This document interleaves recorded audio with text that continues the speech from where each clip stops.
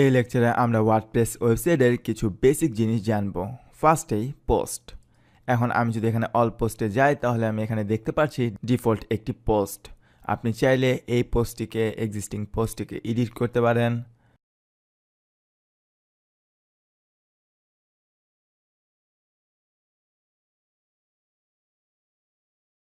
চাইলে এই existing পোস্টটিকে view করতে পারেন, অথবা আপনি চাইলে এটিকে ডিলিটও করে দিতে পারেন। এখন আমি যদি এডিটে ক্লিক করি তাহলে আমি দেখতে পাচ্ছি এটা হচ্ছে আমাদের পোস্টের টাইটেল। এখন আপনি যদি চান এই পোস্টটিকে এডিট করতে তাহলে যা সিম্পলি আপনার আর্টিকেলের যে ক্যাপশন বা হেডিং সেটি এখানে দিয়ে দিবেন। লেটস সে আমি এখানে দিয়ে দিলাম মাই ফার্স্ট পোস্ট।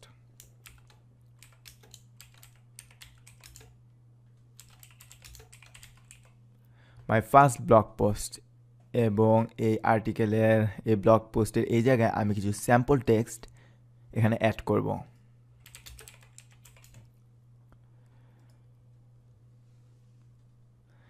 এখান থেকে আমি এই অংশটুকু কপি করলাম এবং এই জায়গায় তা পেস্ট করে দিলাম। এখন আপনি যদি চান এই ডামি টেক্সট এটিকে বোল্ড করবেন তাহলে এটিও কিন্তু আপনি করতে পারবেন।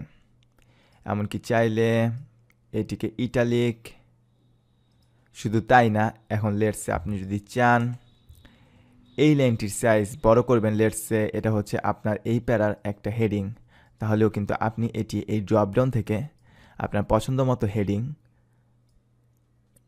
এই আর্টিকেলে সেট করতে পারবেন। এছাড়াও আমরা নিচে আসলে দেখতে পাচ্ছি আমরা এই পোস্টটিকে চাইলে নতুন কোনো ক্যাটাগরি অ্যাড করে সেই ক্যাটাগরির আন্ডারে অ্যাড করতে পারবো। শুধু তাই না, আপনি পোস্ট রিলেটেড কিছু tag, let's say my first post, অথবা আসলে আপনার পোস্ট রিলেটেড কিছু ট্যাগ এখানে অ্যাড করে দিতে পারেন যা সার্চ ইঞ্জিনের র্যাঙ্কিংয়ে আসতে হেল্প করবে। এছাড়াও এখন আপনি যদি চান আর্টিকেলে কোনো ইমেজ অ্যাড করবেন মানে মিডিয়া, তাহলে সেটিও কিন্তু আপনি করতে পারেন। লেটস সে আমি এইখানে আমার কার্সরটি রাখলাম, তারপর অ্যাড মিডিয়াতে ক্লিক করলাম। ক্লিক করার পর আমি এখন আমার কম্পিউটার থেকে একটি ইমেজ আপলোড করলাম। করার পর ইনসার্ট টু পোস্টে ক্লিক করলেই দেখতে পাচ্ছি এই ইমেজটি আমার পোস্টে ইনসার্ট হয়ে গিয়েছে। এখন আমি যদি চাই এটাকে একটু রাইট সাইডে রাখতে তাহলে জাস্ট সিম্পলি অ্যালাইন রাইট এই আইকনে ক্লিক করব। দেখলেন তো, এটি কিন্তু আমার একদম রাইট সাইডে ইমেজটি সেট হয়ে গিয়েছে। এখন আমি যদি চাই ইমেজটিকে এই অবস্থায় সেভ করতে, বাট তার আগে দেখুন আমি যদি এখন সেভ করি বা আপডেট করি তাহলে কিন্তু আমার এই পোস্টের ইউআরএল হবে এইটা pilotcoupon.com/helloworld। এখন এই ইউআরএলটিকে আমি যদি চেঞ্জ করতে চাই তাহলে এখানে এডিটে ক্লিক করা লাগবে। তারপর আমি জাস্ট এই পোস্টের টাইটেলটি দিয়ে ওকে করে দিলাম। অলরাইট, এখন আমি যদি আপডেটে ক্লিক করি তাহলে আমি দেখতে পাচ্ছি আমার পোস্টটি আপডেট হয়ে গিয়েছে। এখন ভিউ পোস্টে ক্লিক করলেই আমরা কিন্তু আমাদের ওয়েবসাইটের ফার্স্ট যে পোস্ট সেটা এখানে দেখতে পাচ্ছি। আর এটা হচ্ছে এই পোস্টে আগে থেকে একজন কমেন্ট দিয়েছিল, ডিফল্ট কমেন্ট, সেই কমেন্টটি। অলরাইট, নাও লেটস সে আমি আরেকটা পোস্ট এই ওয়েবসাইটে দিতে চাই। সেই ক্ষেত্রে আমি অ্যাড নিউতে আবার ক্লিক করব। তারপর এখানে আমি টাইটেল দিলাম মাই সেকেন্ড পোস্ট।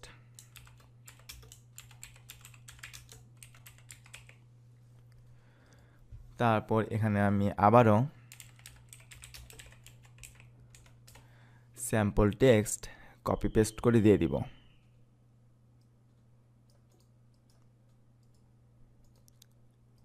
এখন আপনি কিন্তু আপনার পোস্টে বুলেট পয়েন্টও চাইলে অ্যাড করতে পারবেন, ব্লক কোটেশন দিতে পারবেন, আর আপনি যদি এই অপশনে ক্লিক করেন তাহলে আদার্স আরও এডিশনাল অপশন আপনি পেয়ে যাবেন। নাও লেটস সে আপনি কোনো টেক্সটে কালার অ্যাড করতে চান, তাহলে কিন্তু এই অপশন, এই কালার চুজ করে টেক্সট কালার আপনি আপনার পোস্টের কালার চেঞ্জ করতে পারবেন। এরকম আরও টেক্সটের ডিফারেন্ট ভেরিয়েশন আপনি এই অপশনের মাধ্যমে করতে পারবেন। এখন এখানে দেখুন একটি অপশন আছে ফিচার্ড ইমেজ। এখন আপনি যদি চান এই পোস্টের সাথে কোনো ফিচার ইমেজ অ্যাড করতে, তাহলে সেটিও কিন্তু আপনি করতে পারবেন। এই যে একটু আগে আমরা এই এই ফটোটি আপলোড করেছিলাম, তাই আমরা মিডিয়া লাইব্রেরিতে এটি দেখতে পাচ্ছি। আপনি চাইলে নতুন কোনো ইমেজও এই পোস্টের সাথে অ্যাড করতে পারেন। এখন আমি আপাতত এটা সেট করে দিলাম। সেট করার পর পাবলিশ করে দিলাম। এখন আমি যদি আমাদের সাইডে ভিজিট করি, তাহলে দেখুন আমার সেকেন্ড পোস্টটা ফার্স্টে আছে। এর মানে সবসময় লেটেস্ট পোস্টই শুরুতে থাকবে, আর সেকেন্ডে আছে আমার ফার্স্ট ব্লগ পোস্টটা। আর আরেকটা জিনিস, এখন ধরুন আপনি এই টেক্সটে কোনো লিঙ্ক অ্যাড করতে চান, তাহলে সেটাও কিন্তু আপনি করতে পারবেন। জাস্ট সিম্পলি এখানে ইনসার্ট অ্যান্ড এডিট লিঙ্ক এই আইকনে ক্লিক করবেন, তারপর এখানে আপনার যে ইউআরএলটা দেওয়া দরকার সেটি দিয়ে দিবেন। এখন আমি এখানে দিয়ে দিলাম www.msbacademy.com।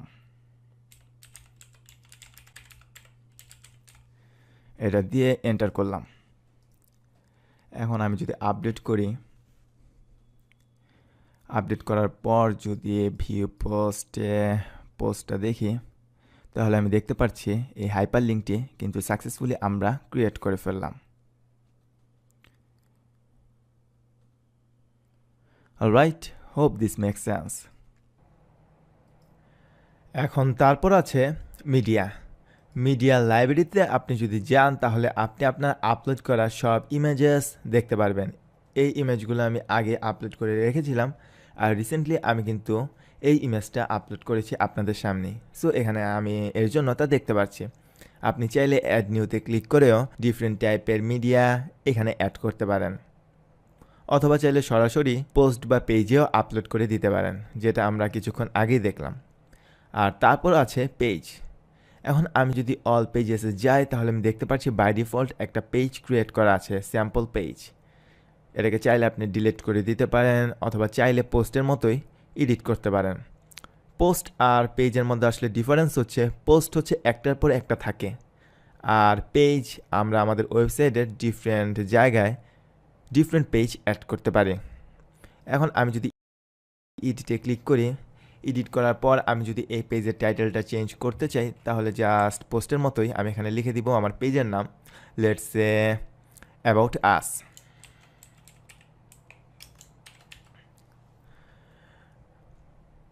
এরপর আমি এখন এই লিঙ্কটাও এডিট করে অ্যাবাউট আস দিয়ে দিব।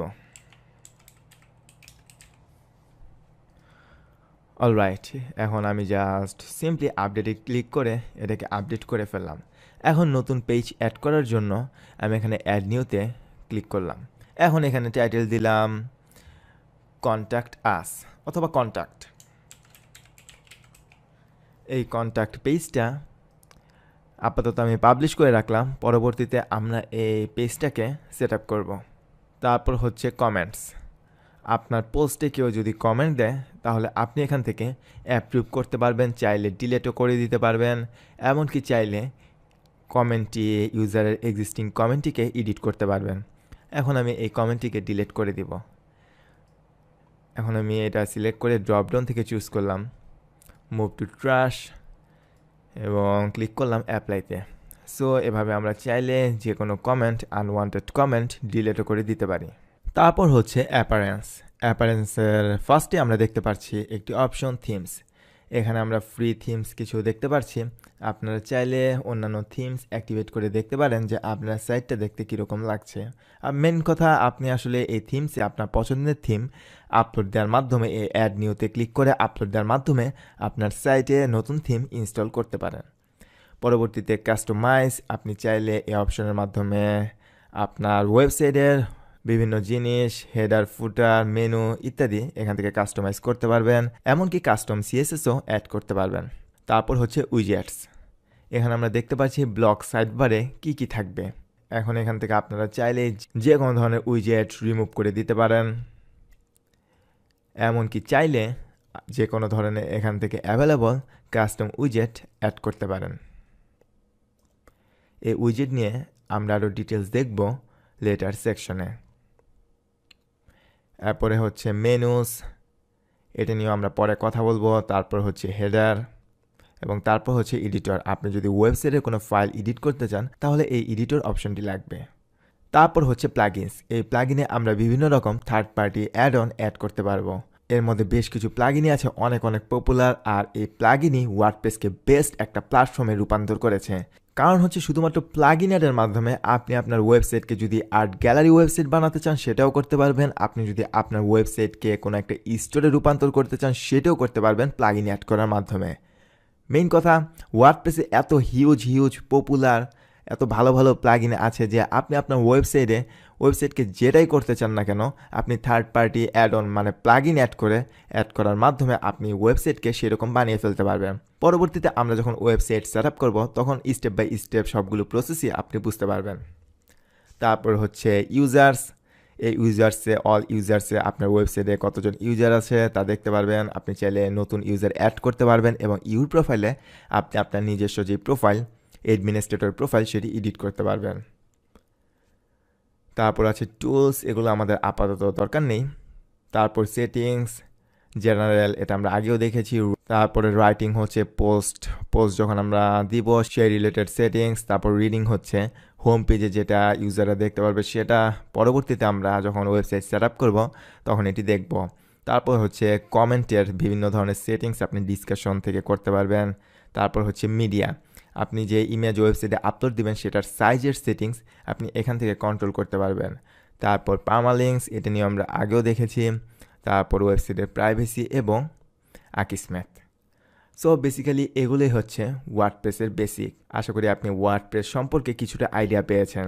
পরবর্তীতে আমরা কাজ করতে করতে যখন স্টেপ বাই স্টেপ প্রতিটা প্রসেসে যখন আমরা প্র্যাকটিস করব তখন আপনার একদম ভালো ধারণা হয়ে যাবে।